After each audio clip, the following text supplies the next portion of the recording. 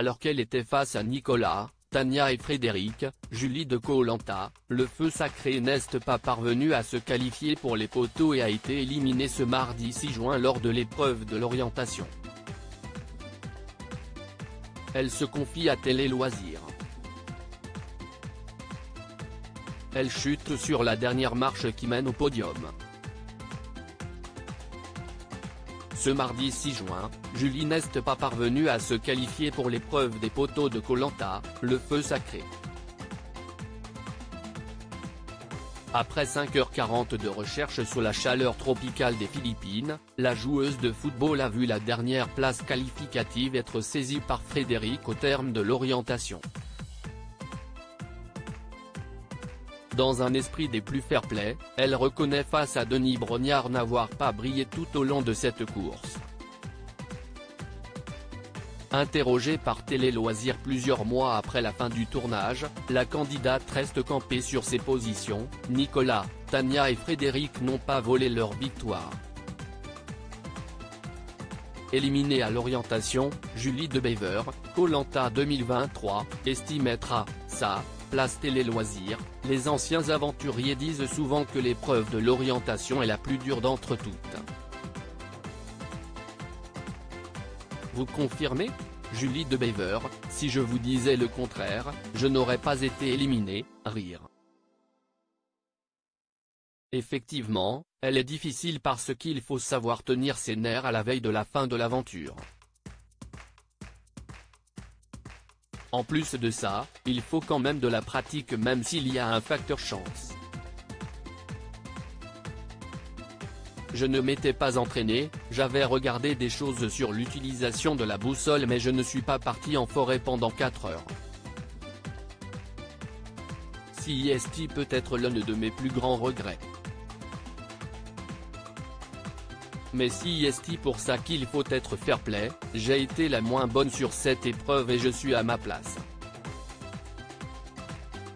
Je suis logiquement éliminé, même si j'espérais marcher sur un poignard, rire. Je suis moins frustré parce que je me dis que j'ai été mauvaise, dites-vous au moment de votre élimination. CIST Sport. C'était très spontané, il n'y avait pas de réflexion à avoir sur mon discours. Je me suis senti en difficulté sur cette épreuve, les autres moins. Le seul moment où je devais trouver le poignard, c'était sur la zone avec Tania. Quand je pars sur celle de Frédéric, j'ai peu d'optimisme. Je suis fair-play, j'ai été mauvaise de A à Z, j'aurais pu avoir un coup de chance. CIST une épreuve ou CIST chacun pour soi, il faut reconnaître ce qu'il s'est passé. Julie, Koh-Lanta, le feu sacré, frustrée et soulagée par son élimination. Vous avez passé 5h20 à chercher votre poignard. Vous avez senti le temps passer? Non. J'avais peur parce que je pensais que la nuit approchait, je me disais que ça faisait un sacré moment. On est tellement ancré dans notre recherche, il y a beaucoup d'excitation, de stress et d'adrénaline donc on ne fait pas attention au temps, on reste dans notre bulle.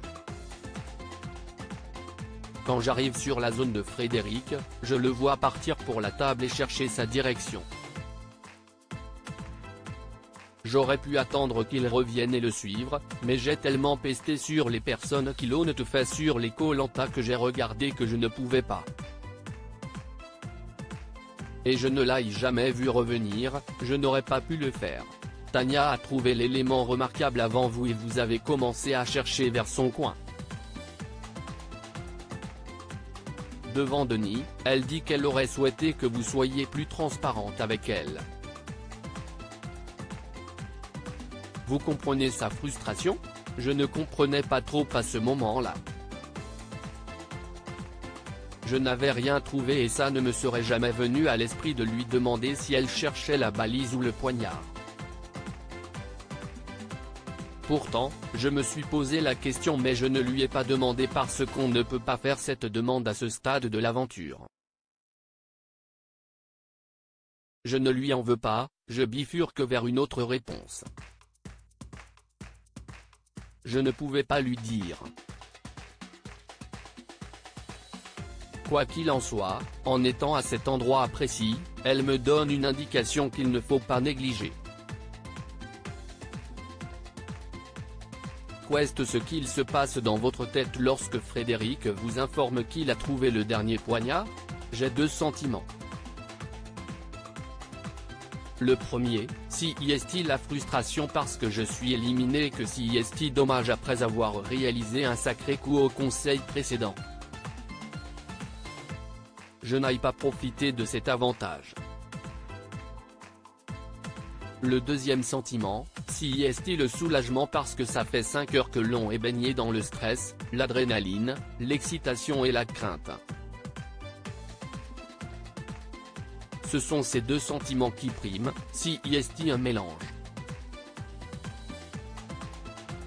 Julie, éliminée de Koh-Lanta, le feu sacré avant la finale, ma discrétion en début d'aventure était volontaire en 39 jours d'aventure, votre nom n'aura été posé que sur 3 bulletins de vote.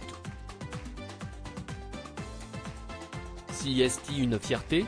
Ma plus grande fierté, si est de me dire que je me suis éliminée toute seule. Personne n'a éteint mon flambeau. Ma discrétion en début d'aventure était volontaire. J'avais déjà cette stratégie en tête. Je sais qu'être très bon ou très mauvais n'est jamais profitable sur Koh-Lanta. Je n'ai pas fait exprès d'arriver moins bonne à certaines épreuves, ce n'est pas ce que je dis. Le niveau était élevé. Mais arriver à la 4e place sur le parcours du combattant en début de saison, c'était la place parfaite. Je ne voulais pas être mise en lumière, j'ai misé sur le relationnel. Au début, j'ai été transparente et les aventuriers m'ont découverte à la réunification. Le foot, si est terminé pour vous? Quelle est la suite du côté professionnel? Ça a été une année assez riche en émotions, j'ai envie de respirer un petit peu pendant 2 ou 3 mois de vacances. Je veux faire des trails, des marathons, des courses. J'ai toujours rêvé de ça mais c'était incompatible avec ma pratique. Ensuite, j'aimerais m'orienter vers la défense des intérêts et des droits des joueurs et des joueuses professionnelles, ça me plairait bien. Ou bien consultante à la radio. Si vous avez des propositions, je les écoute. Rire,